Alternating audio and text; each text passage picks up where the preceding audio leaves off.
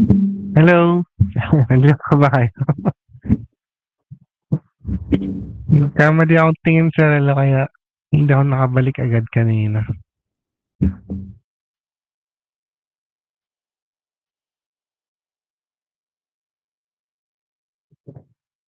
Hello? Okay pa ba kayo dyan?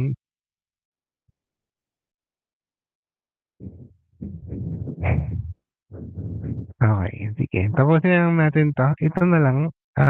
Tapusin na natin topic na to. Tapos, bukas na lang ulit.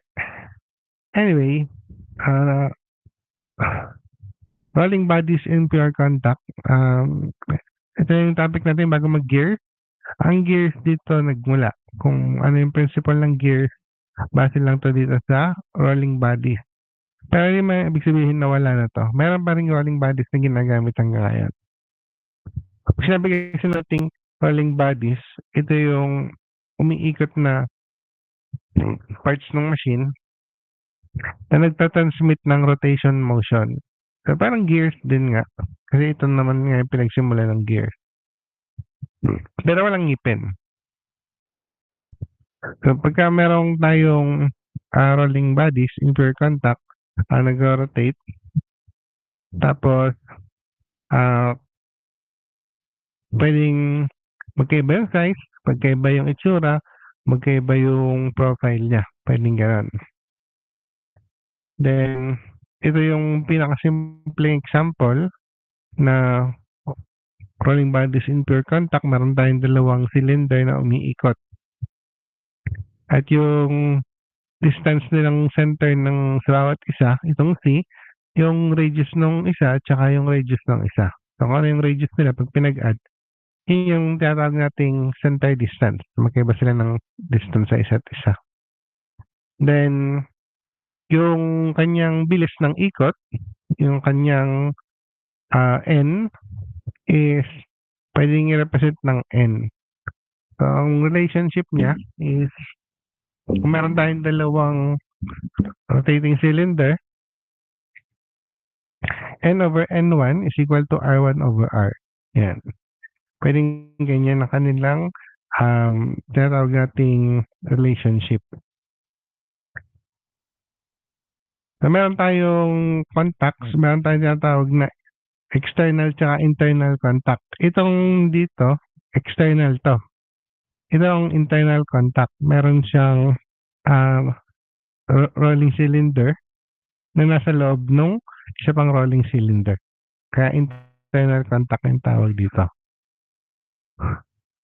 Pwede din naman na hindi sila perfectly magka-parallel. Katulad dito, naka-angle yung axis ng dalawang rolling bodies. Ang gamit dito is custom of a cone. Hindi siya poong cone. Pero ang mahalaga sa kanya is yung kanilang axis is intersecting. So, pwede tayo magkaroon ng rolling bodies na naka-diagonal. Then, ito may mga formula dito makikita kayo. Pero, hindi tayo magsasauli ng formula pagdating dito sa rolling bodies. Hindi ko kayo pagko-computein. Pero pinapakita ko lang sa inyo na pagdating sa rolling bodies, ito yung mga kino-consider. Then, yan, pwedeng cone mismo ang ating rolling bodies. Magkadugtong yung kanilang mismong dulo. Pwede din na ang rolling bodies natin magkaiba yung profile. Yung isa, rotating disc, tapos yung isa is frustum of a cone. Ayan yung pwedeng combination. Hindi pareho sila. Pwede ding nasa ilalim yung frustum of a cone, tapos meron tayong rotating body o rolling body dito sa taas. Yeah. Pwede din na hindi siya straight figure. Katulad nito, rolling cylinder na part ng sphere yung umiikot.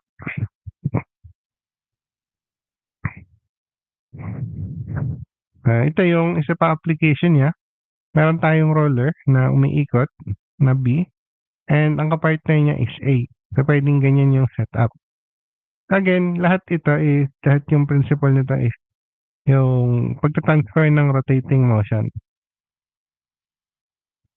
Then, we have what we also call the friction gearing. Ang pinagkaiba dito sa friction gearing, kasi hindi pa naman siya gears, yung principle niya is parang gears. Parang masyadong pinaglalapit siya. Katulad dito, dalawang magkabaliktaran na prostomacone, tapos meron lang belt na pinapaikot sa pagitan nila. Pwedeng ganyan yung setup niya. Pwede din na ganito, na parang siyang gear, pero ang pagkakangipin siya is pahiga. Hindi siya yung patay yung mga ngipin. So, gamit itong principle din ng rolling body, nagtatransfer siya ng rotation. Then, meron tayong non-circular surfaces, yung gumagamit ng katulad dito, ellipses, hyperbolas, and parabolas. Yan. Pwede din tayong magkaroon ng transfer of rotating motion gamit yung mga ganitong equipment. So again, doon na muna natin tapusin. Wakas na lang uli para sa gears. Okay. Bye-bye po. Thank you po.